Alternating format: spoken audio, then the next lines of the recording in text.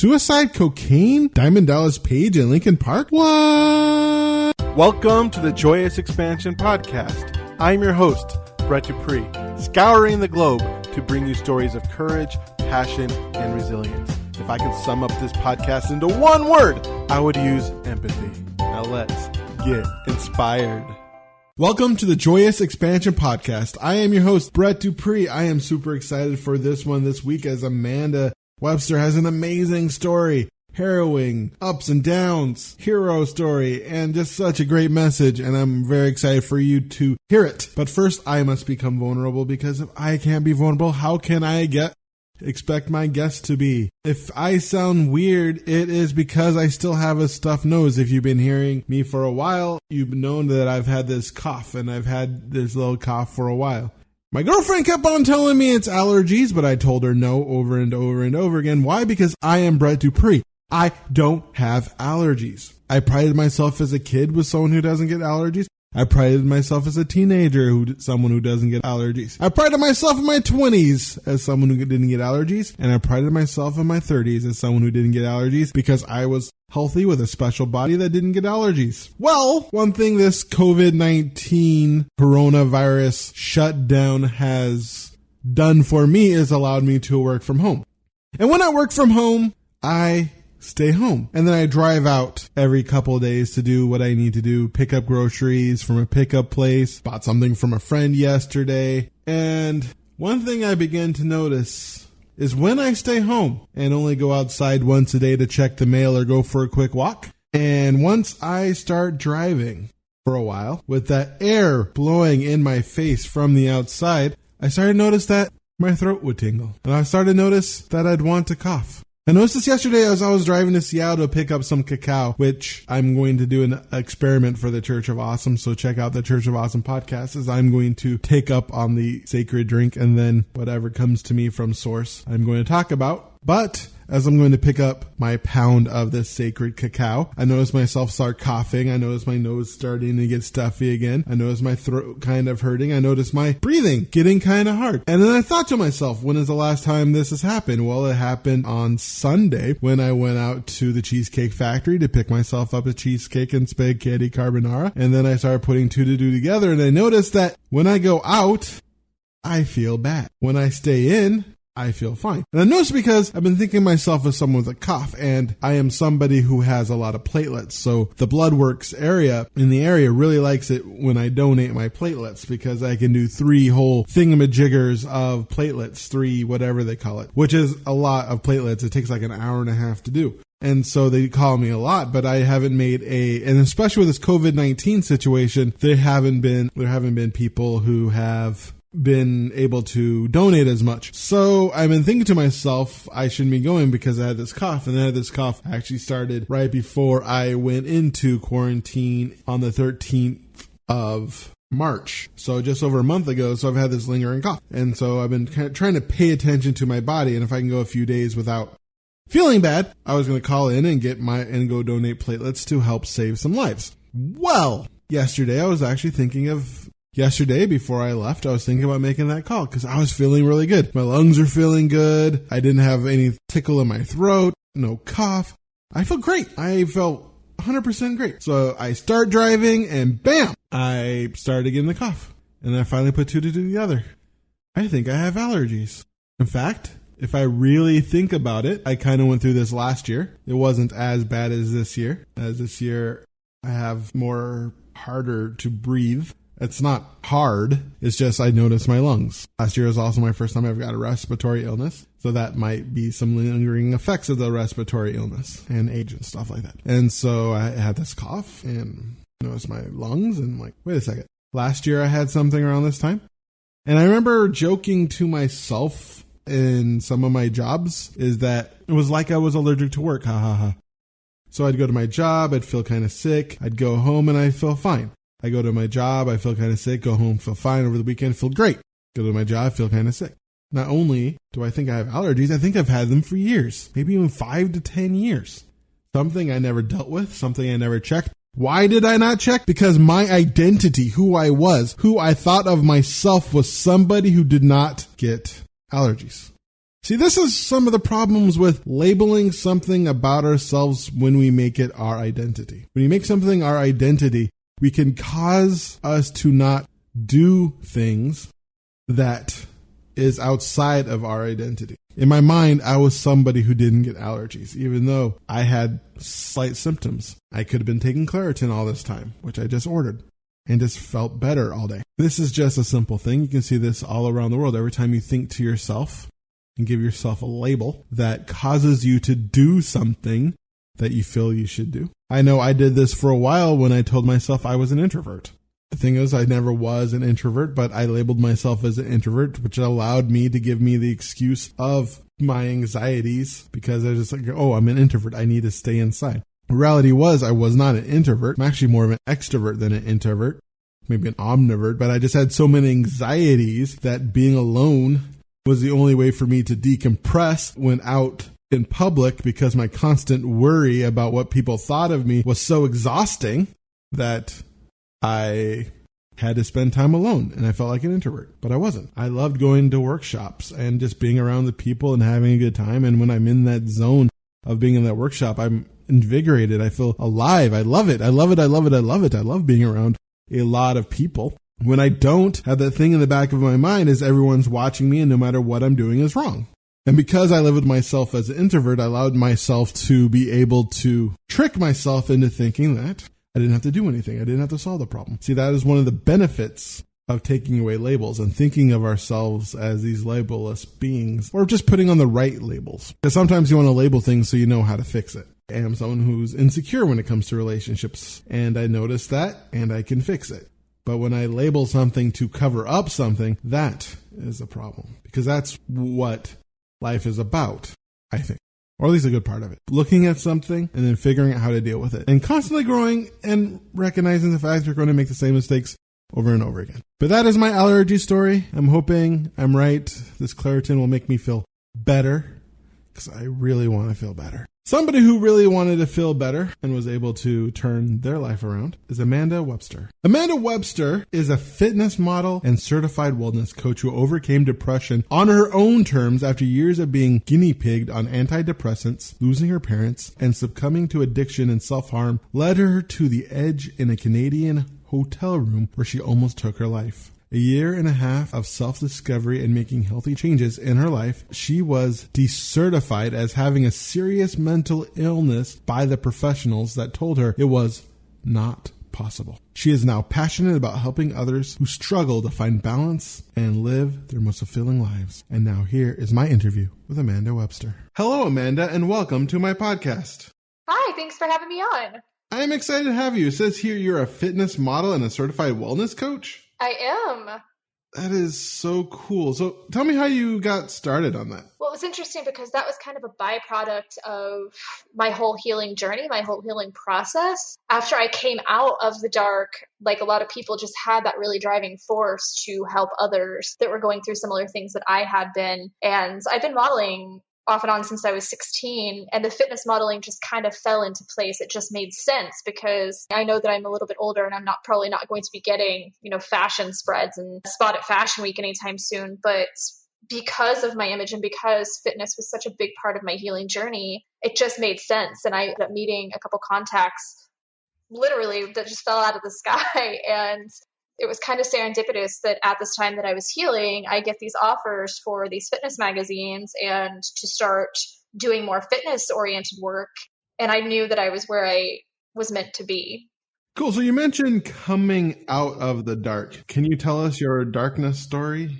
Oh, where do I even begin on that? So, a lot of people I know had rough childhoods. I did not. I actually had a wonderful childhood. My parents were very loving. I had a great home environment. My problem came mostly from my peers. I was kind of the outcast growing up. My parents didn't have the right job. I didn't wear the right clothes. So I was kind of the outcast growing up, and that led to a lot of isolation. I became a lone wolf. I had a couple of friends, but for the most part, I was very isolated from my peers. And over time, that does wear on your self-esteem. People try to deny it. They try to say, oh, well, I don't need anybody else's approval. And I'm not saying we need to live for other people's approval, but when you're a kid and nobody wants to be your friend because of things that you can't control, like your parents' income or the clothes that you wear or the way you look. I was always told that I was either too skinny, I wasn't skinny enough, I didn't have big enough boobs, my hair wasn't right. There was always something. I was very bullied through school, in and out of relationships. I don't think I was ever in a healthy relationship up until my 30s, at least not any sustaining healthy relationships. I will say part of that's my fault. Part of that is I just apparently had really bad taste in men and women.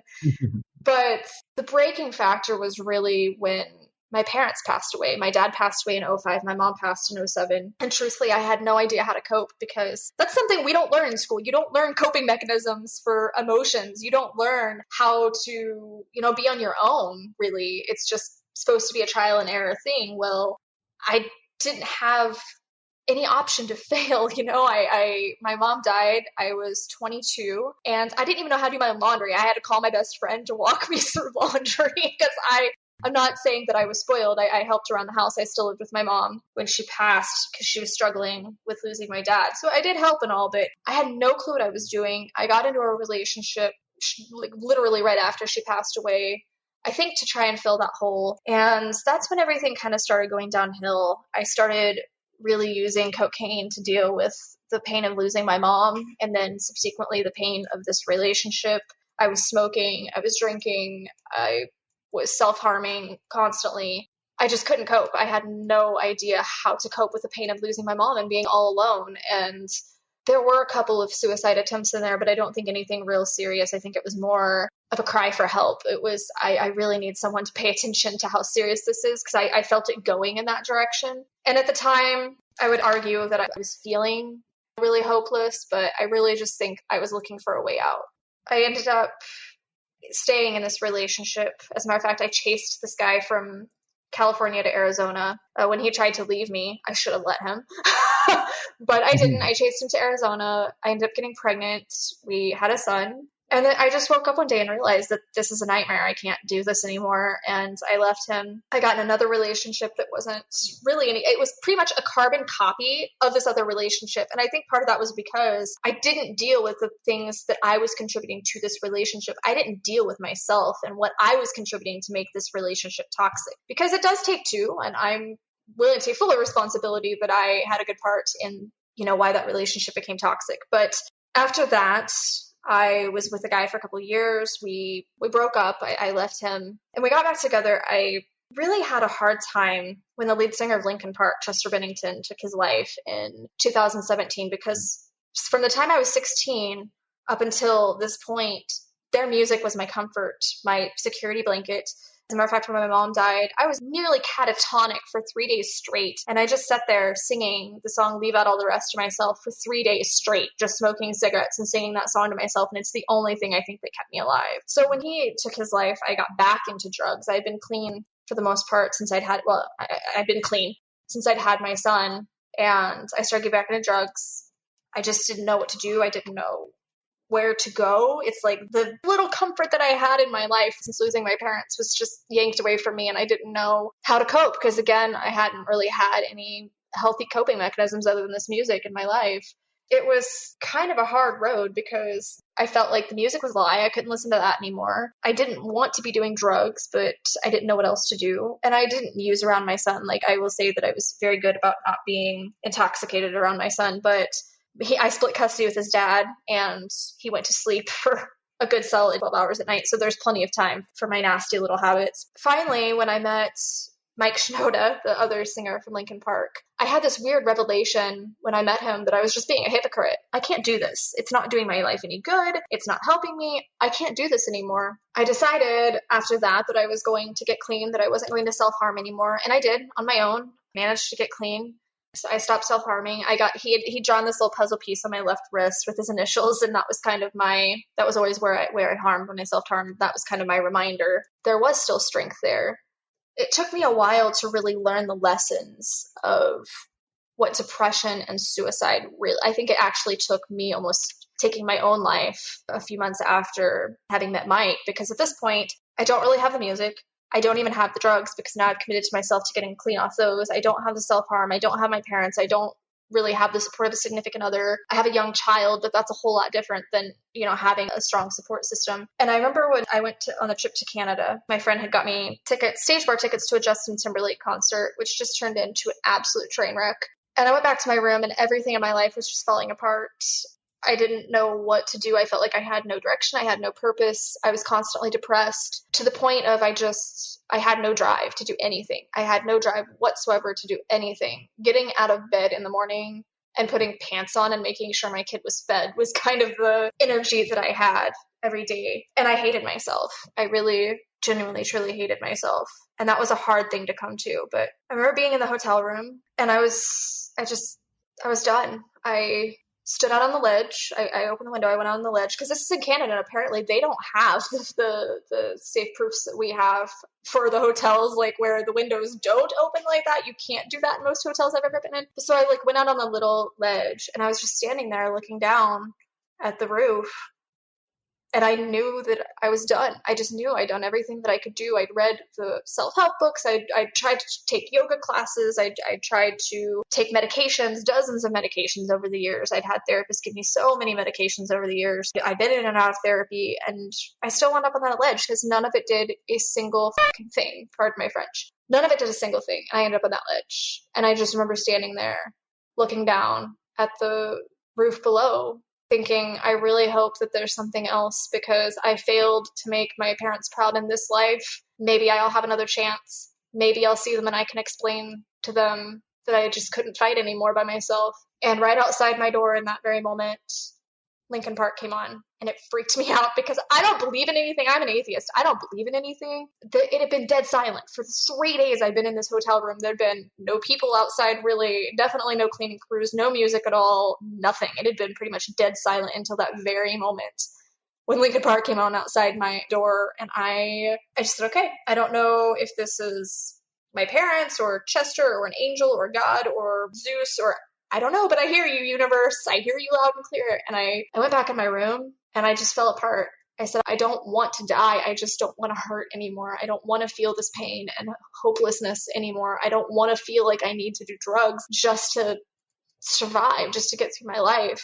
And I knew that I wanted to change. I knew that I wanted to get better, but I didn't really know how because, as I said, I'd already done so much to try and try and try and try. And I still went up on that ledge. I just felt so desperate. And I didn't know who to talk to because people will often tell you, especially when you have kids, well, you were selfish for thinking that. What they don't understand was that I was on that ledge. I thought I was doing what was best for my child. I thought that I was this terrible person and this terrible mother and he'd be better off without me. And I know now that's not the truth, but depression has a way of getting in your head and it has a way of telling you things that you would never think on a regular basis. And I describe it. A lot of my friends do not struggle with anxiety and depression. The best way that I described it to them so that they've understood, it's like the Dementors from Harry Potter. And she kind of describes them as when you're around a Dementor, all of the happiness is sucked out of the room and it feels like you're never going to feel joy again. And that's what depression feels like to me. It felt like not only was I miserably unhappy in that moment, but I felt like there was no way I would ever feel happiness ever again, that just happiness didn't exist in my world, in my universe. It was quite a journey out of that. It was hard to really look myself in the eyes and say, you haven't tried everything and you know that. You know you could do better. You know what you should be doing and you're not doing it. It's time to buck up, As my mom would have said, it's time to put your big girl panties on. And I know that sounds kind of patronizing, but there are times in our lives when we need someone to say, hey, you can do better than this. And ironically, it was one of my childhood heroes that told me that. I had been in connection with Diamond Dallas Page, who he was a ex-professional wrestler, heavyweight champion, one of my heroes growing up. I really connected with my dad with professional wrestling. And I connected to Dallas through some yoga because he teaches yoga. He has his own yoga program. And I connected to him. And I remember him telling me, you know what, you got yourself in this mess. It is on you to get it out. It's on you to get out of this. It's on you to really commit to making the changes that you know you need to make. And he said, I know you, buddy. I know that you know what you need to do. And when I really sat with it, I did. I knew what I needed to do deep inside. it's hard. It's really hard, especially when you're struggling with depression. You have no energy. Your thoughts turn against you, like your own mind turns against you. And you know that there are things that can make that pain go away for a second. Of course, it'll come back tenfold, but for a long time, for months, every day was a struggle because I wanted the drugs so bad. I wanted to self-harm so bad because I knew it would make that pain go away for just a second. But I also knew that in the long run, it wasn't going to solve the problem. It wasn't going to make any sustainable change if I didn't want to end up on that ledge again. So after making that decision, what allowed you to get to the point where you can turn it around?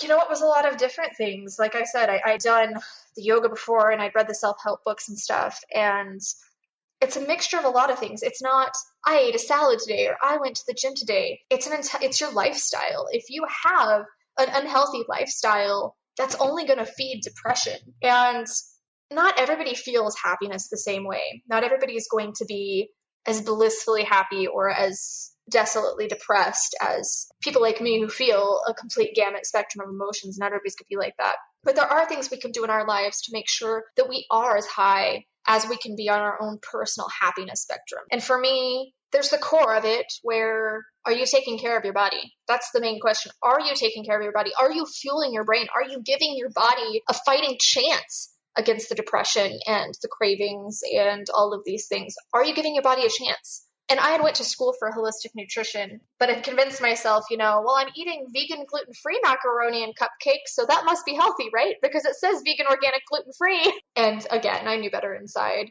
And when I started making adjustments to my lifestyle, to my nutrition, to the habits that I had on a day-to-day basis, when I started changing those things, I saw my happiness kind of ticking up on that spectrum. And it was more sustainable. Like I felt myself happier. I felt myself more readily able to deal with the stress and the cravings and the symptoms of the depression. And I finally got to a point where I didn't feel depressed anymore. I felt sadness. I mean, of course, everybody feels sadness, but I didn't feel the red flags of depression. I didn't feel that need to isolate. I didn't feel that lack of energy. I didn't feel the thoughts taking me over all the time. I didn't feel those things anymore. And I went to my mental health professional. I said, look, I don't think that I really have a serious mental illness. I know that I was diagnosed with this, but I don't have any other criteria for it. And she said, well, nobody can be undiagnosed as having a serious mental illness. And they told me this before because I said, well, how do I heal myself? I'd asked,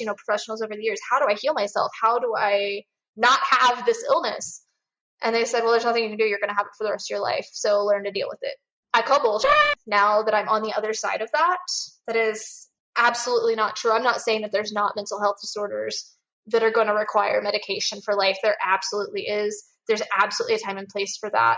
For me, I feel like people with mild depression, even sometimes moderate depression, there's a lot of other things that we can do to manage those symptoms that aren't going to have the side effects of medication. For me, medication did nothing good for me.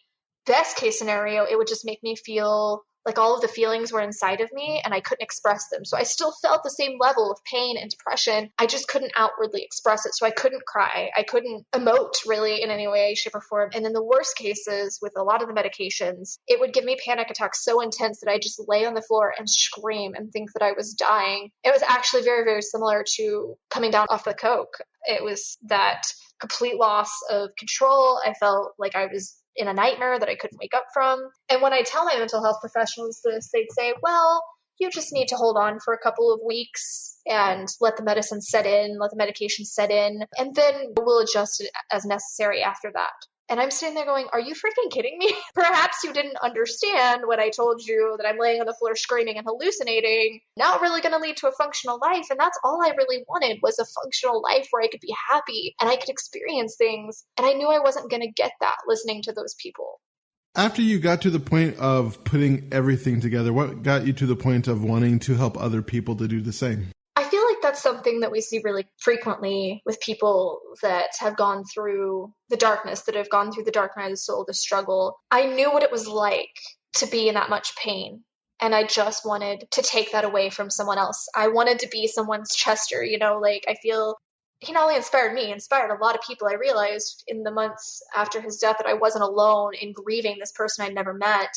Plenty of fans all over the world were really struggling with this in the same way that I was. And I just wanted to be that for someone. I wanted to know that I was going to leave this earth a better place than I found it when it's my time to leave. I want to know that I did my part in making it a better place than I found it. It's hard to look at somebody and to know what they're going through and to know that you can help them and not. It's very hard to look at someone and say, hey, I was where you are, or I was where you are now, and I got through it. Let me help you. That's what we should be doing. That's what everybody should be doing. We should be using our experiences, good and bad, to kind of guide and help other people. And I've always had that Messiah complex in a way that I want to save every person and every dog and every toad and every chicken. And that was also why I ended up going full vegan, is just I have that complex, that deep-rooted desire to make positive change and to really teach others. And for the longest time, I felt like I didn't really have anything to teach despite my credentials, despite my schooling. I felt like I had nothing to teach. But when I had hit rock bottom, literally ready to jump, literally ready to end my life, and I came out of that and found real sustainable happiness, isn't that what we're all looking for? Aren't we all kind of after that mindset? We're all looking for ways to enjoy our life. That's all we want, no matter who you are or what you're after. It looks differently to everyone, but everyone's really just chasing the same thing. I'm over here going, I found it, everybody, like, listen to me. And I just really wanted to share that with people in any way that I could. So what does it look like working with you if somebody wants to hire you? What does working with you look like? That's an excellent question, because I feel like every coach has their own angle. For me, I meet people where they are, because I feel like it's really easy to say, okay, well, if you just do these exercises and you just follow this diet plan and you just do this and you just take these medications, if you just do this, then you're going to be happy. That's not true. It's going to work for some people, of course, but everybody is where they are. So the first thing I do with every client is sit down with them and say, where are you right now? What areas are you really excelling in? Because there's always, no matter how far down you are, there's always at least one area in your life that's good. And it's important to notice that and to focus on that and to recognize that, so you have some bit of hope when you go into coaching, when you go into this healing journey. It's really important to see where you are doing good. And then we look at the other areas and say, okay, what do we need to focus on? Do we need to focus on nutrition? Do we need to focus on fitness? Do we need to focus on some of your lifestyle habits? Let's take a look at the bigger picture here, because nobody is going to be able to really attain happiness from a pill or from a salad or from a workout or from a yoga class or a book. That's not what makes us happy. That's not really what brings sustainable happiness. So just sitting down with them and looking at where they are, where they want to be, what changes they need to make in their life to get there. And maybe that's through fitness and nutrition. Maybe they're already there and there's just some lifestyle changes that they need to make. Awesome. Do you have any fun success stories you'd like to share? Well, it was really interesting because I was working with a Buddhist monk a few months ago. And that's kind of the cliche of, it was really intimidating when he first contacted me, because I'm sitting there going, you're a Buddhist monk. Aren't you supposed to be enlightened and happy? But he really struggled with anxiety, and he struggled with not knowing what was wrong. Like, there was something missing in his life and he didn't know what it was. And he was being very tempted to do things that were against his faith. And I knew what that felt like. And after I really started to talk to him, it really made me realize that everybody has their own struggles, even the Buddhist monk. And it was a very humbling experience to be able to talk to him, because I felt like I learned a lot too. But at the end of the day, we found out that, this guy is already, he's eating a great diet. He's already, active. He's got all this mindfulness going on. And his struggle was that he felt disconnected from his family. And at the end of one of our sessions, he was just, you know what? Thank you. I need to go call my sister. And he had sent me an email the next day and said, you know what? I think that's what it was. I think that I jumped so much into my faith and into this belief system that there were things that I let go of that I didn't want to let go of, and that I don't think God expected me to let go of. And I just thought that was really beautiful, because, we judge people. For better, for worse, we judge people. And that was my lesson in non-judgment.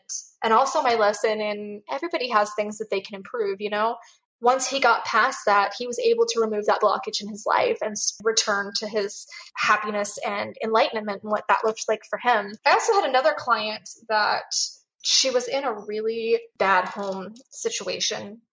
she was with an abusive partner. It's always a very careful thing to deal with things like that because I want to make sure that they're getting the help and support they need. And sometimes does require additional support outside of coaching with me. I was trying to be really careful with her and with her spouse because I didn't want him to find out she was trying to get help and makes the situation worse because abusers do tend to be like that.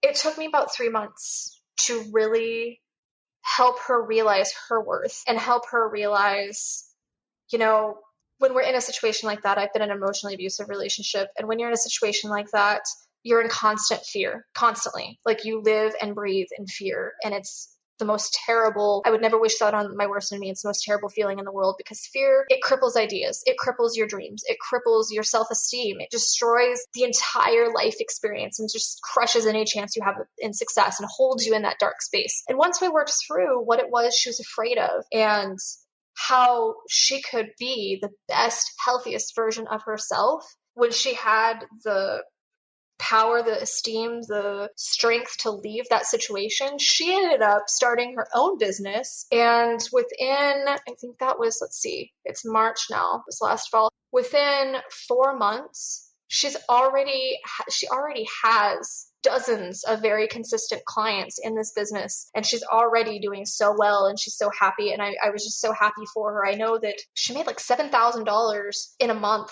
and I'm just sitting there going, wow, like within a few months making that much from a business that you started from scratch, I was really proud. That was like my proud mama bear moment that I would have been thrilled had she just got out of the relationship and found, her own sense of worth. That was the most important thing for me. But for her to she was released from her chains and she flew. And I feel like a lot of the times we're afraid of falling and it keeps us from flying. And that was her situation. And her fear was very much justified. Don't get me wrong. This guy was crazy and her fear was completely justified. But there's never a reason to stay stuck in a toxic situation. There's always a way out. There's always resources and support. And I had helped her connect with some of those, but that was probably my proudest success story, to not only see someone soar like that emotionally and personally, but to see that now she's helping other people too through her business because she was able to heal herself.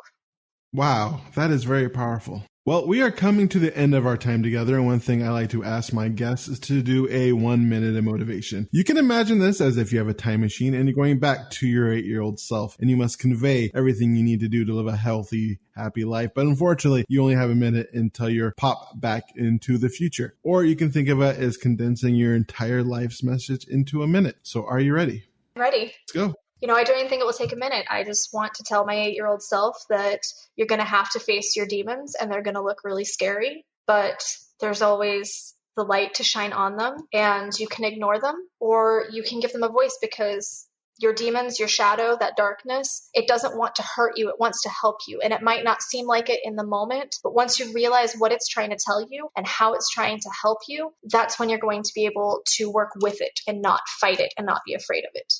Awesome. Thank you so much for being on my podcast, Amanda. I really enjoyed listening to your story on how you hit this kind of rock bottom going into drugs and suicide. And not only that, getting to the point of doing the yoga, doing the listening and self-help, and still having that not help you in the sense, because a lot of us do all those things and those things still do not help. But there is just this point where we can reach, and you showing that we can reach that point, and there's still a point beyond where you can still come back from that and to help others is wonderful to listen to. So thank you so much for sharing your story on my podcast. And thank you so much for everything you do for this planet. Thank you so much for having me. I just really love sharing my story. I hope I inspired someone out there. And if you have any other questions, I'm sure everything will be down below. Definitely will. May your day be special. Thank you very much.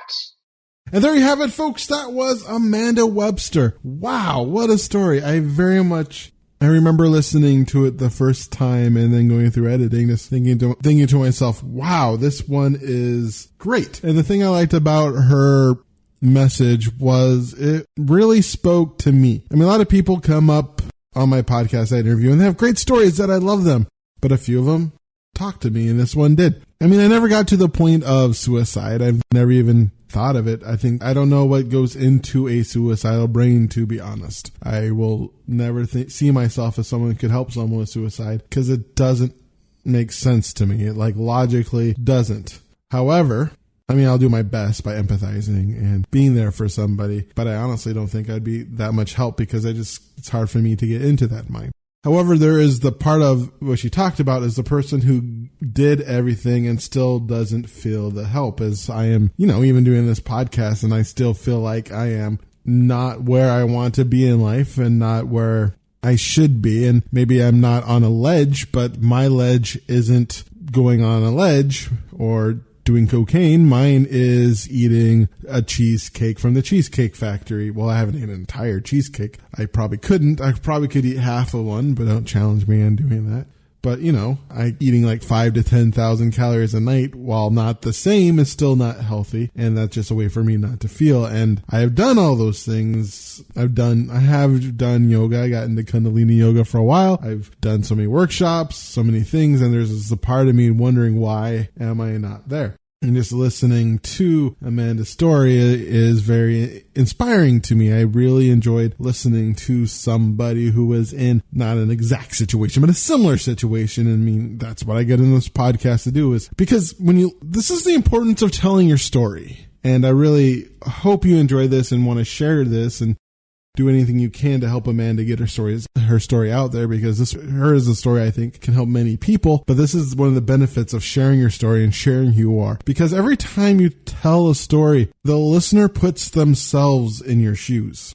And when the listener puts themselves in your shoes, the more they can relate to what you said, and even the things they can't relate to, they'll take aspects of their lives and fit it in, because that's how we try to understand other people. When you truly try to understand another person's story, you put themselves in your shoes. And when you tell a compelling story, that's what you do. You kind of taking someone and putting them in your shoes. And when they listen to your story in your shoes, they can both better empathize with somebody who is in that situation, so that when they can help someone in their family listening to that story, or they can help themselves. And that's just the power of stories. And that's the thing I love about doing this podcast. That's why, even if I don't get the numbers that I would like, that's why I still do this, is because I get to talk to people like Amanda. And it's just special, It's just special to be able to do this. And people want to come on my podcast. And it's amazing to me. And this was just one of the ones that really, I love all my people who come on there, and I respect them all. But it's like children. If you had 63 children, or this is my 66th episode, but let's say hypothetically you had 66 children, you're going to have some that you like a little better than others. And this one interview that I really liked, and mostly because it talked to me, and this is why I'll continue to do this until it doesn't make sense. And this is just exciting. And if you want to hear more from Amanda, and you want to learn more of her story, or check out her coaching services and her upcoming program, you can go to her website, amandawebsterhealth.com. You can download a free cheat sheet. There she will tell you the top 10 nutrient deficiencies that affect mental health, and the best sources for each of them. She's also on Instagram at Amanda Webster Health. And that is episode 66 of the Joyous Expansion Podcast. If you want to email me for any reason, you can email me at BRE2TsDUPR2Es@joyousexpansion.com. You can check me out at Joyous Expansion on LinkedIn for whatever reason, Instagram and Twitter. Also, I am Increase Your Joy at Facebook, because SEO is not my thing. You can also listen to more episodes of this at pod.joyousexpansion.com, and please share, like, subscribe, leave a review. That helps so much, and I will thank you and love you forever. Actually, I love you forever. If you are listening to this right now, know that I love you just how you are, and that you are special to me. So I'm Brett Dupree, your catalyst of transformation for the Church of Awesome, champion of authentic joy, and Joyous Expansion life coach, wishing you once again to be love, to be joy, to be awesome. Now play my jingle. JoyousExpansion.com. JoyousExpansion.com. Come and say hello to Brett Dupree. He is an inspirational life coach. Good for you and good for me. He turned my life from grey to blue. I'm sure he'll do the same for you. Get in touch and you'll see your life will change dramatically. JoyousExpansion.com. JoyousExpansion.com. Yeah.